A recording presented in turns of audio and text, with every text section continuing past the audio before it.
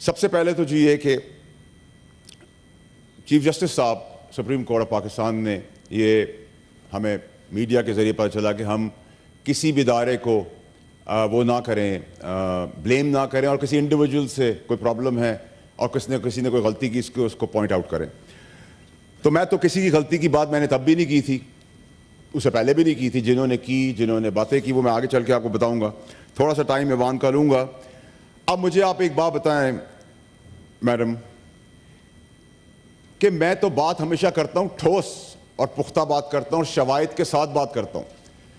اب آپ کہیں کہ پاکستان میں نشاندہی کرنا، اکاؤنٹیبل ٹھہرانا بھی جرم ہے تو پھر پھانسی کی سزا پاکستانیوں کو دے دیں سمیت میرے، یا سینیٹر کو بھی دے دیں، کیونکہ عزت تو یہاں کسی کی ہے نہیں، باقی سب کی ہے، ہماری نہیں ہے. میڈم یہاں میں آپ کے سامنے ایک خاکہ پیش کر رہا ہوں شواہد کے ساتھ. لا منسٹر صاحب آپ کی بھی توجہ کی ضرورت پڑے گی. لاہور ہائی کورٹ ایک 7 فروری 2023 کو خط لکھ رہا ہے. یہ سنیے گا جی بڑا غور سے. لاہور ہائی کورٹ لکھ رہا ہے اور ڈیمانڈ کر رہا ہے چیئرمین باکسز میچز کے لیے 30 VIP کارڈز فیملیز کے لیے، ریڈ سٹکر گاڑیوں کے لیے کہ چل کے جانا نہ پڑ جائے، تھک جائیں گے کیونکہ آپ جج ہیں. پھر ہر میچ کے 25 VIP پاسز دیے جائیں گے. اور یہ خط ہائی کورٹ لکھ رہا ہے، میں نہیں لکھ رہا. شواہد، کوڈ آف کنڈکٹ، صادق امین، سینیٹر صاحب اس کی تاریخ کیا ہے؟ What is the date? 7 فروری 2023. اس کے بعد ایک یہی خط پریس کے پاس آیا تھا. اور آپ کو پتہ ہے کہ ایسی چیزیں پریس کو نہیں دکھانی چاہیے. جیسے میری پریس کانفرنس پہ ڈسکشن نہیں ہونا چاہیے کیونکہ میں تو دہشت گرد ہوں.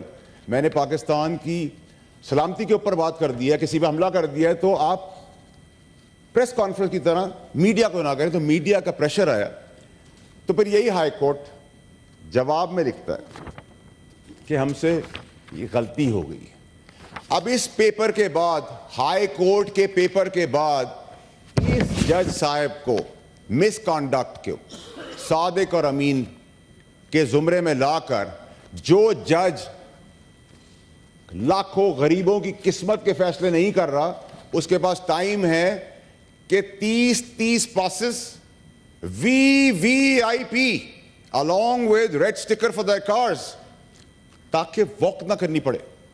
تو اس میں شواہد کے بعد کیا کورٹ کے پاس کوئی پروویژن نہیں ہے کہ وہ سیلف اکاؤنٹیبلٹی کے تحت اس پہ ایکشن دے؟ یہ جج کس طریقے سے جج کی کرسی پہ بیٹھے ہوئے؟ سوال کرنا گناہ ہے تو میں کروں گا، اگر یہ گناہ کبیرہ ہے تو میں کروں گا. میڈم یہ ہو گیا ایک. دوسرے مسئلے پہ آ جائیں. دوسرے مسئلے میں لاہور ہائی کورٹ جج صاحب علی باکر نجفی صاحب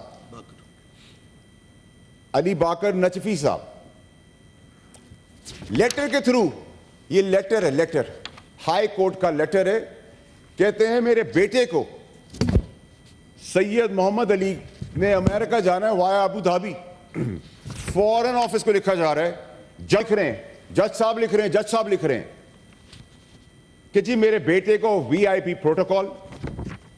پروٹوکول کے زمرے میں جتنی چیز آتی ہیں، ٹرانسپورٹیشن، چھوڑنا اور پک کرنا، اور پک کرنے کے بعد پھر یہ بھی ایک صحافی کے ہاتھ لگتا ہے. تو شاباش دیتا ہوں کہ منسٹری آف فارن افیئرز لکھتی ہے ہائی کورٹ کو کہ آپ کا یہ ایریا نہیں ہے، آپ کو یہ فیسلٹیز نہیں مل سکتی.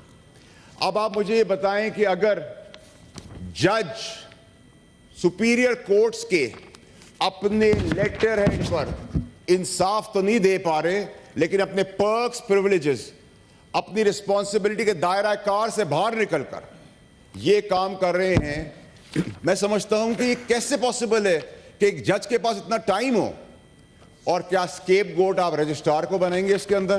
تو اگر یہ ریکلیسنس اگر یہ کیئرلیسنس اور یہ سب چیزیں کورٹس کے اندر موجود ہیں تو عام پاکستانی کا کیا ہوگا, اس کا فیصلے کا کیا ہوگا, اس کی قسمت کی تقدیر کا فیصلہ کون کرے گا, میری قسمت کا فیصلہ کون کرے گا؟ کیا ان ججوں کو موجود ہونے کی ضرورت ہے کورٹس کے اندر؟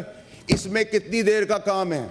اگر اس کا فل سٹاپ ہمارے اوپر لگا ہوتا پارلیمنٹیرینز کے اوپر تو دو دفعہ سزائیں دی جاتی جس طرح مجھے دی گئیں, جبکہ میری والدہ ڈیتھ بیڈ پہ تھی.